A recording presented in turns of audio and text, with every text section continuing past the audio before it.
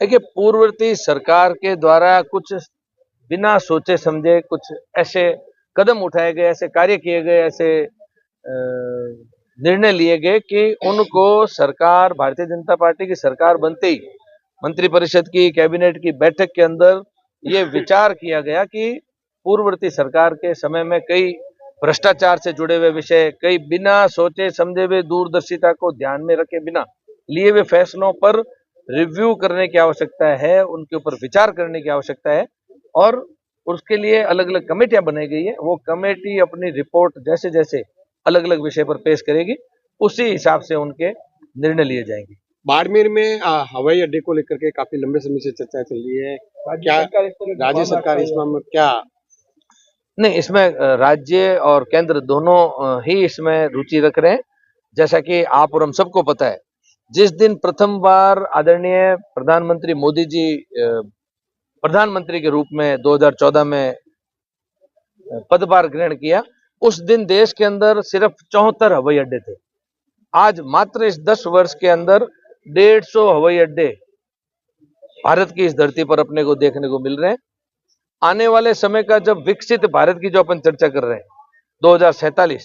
2047 तक 900 हवाई अड्डे इस हिंदुस्तान की धरती पर, तभी ये विकसित भारत बनेगा, विकसित राजस्थान बनेगा।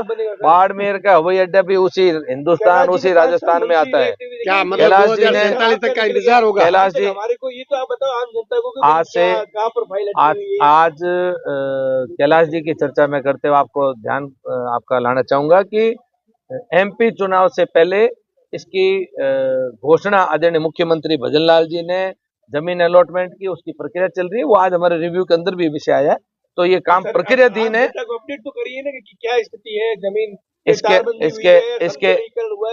इसके अंदर अपने को सामाजिक दृष्टि से खूब सारे पहलू होते हैं। उसके अंदर एक एजेंसी हायर करनी पड़ती है। वहां पर बसे हुए लोगों को यदि वहां से हटाया जाएगा तो उनकी क्या आर्थिक स्थिति रहती है, क्या उसका उनको मुआवजा दिया जाएगा, कितना उनके जीवन के ऊपर प्रभाव पड़ेगा, ये सारे विभागीय कार्य हैं, एक प्रक्रिया का हिस्सा है।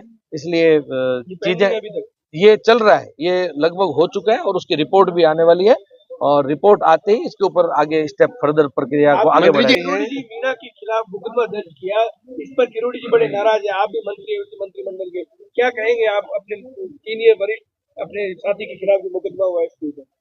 देखिए, भारतीय जनता पार्टी की सरकार सदैव कानून सम्मत सरकार है।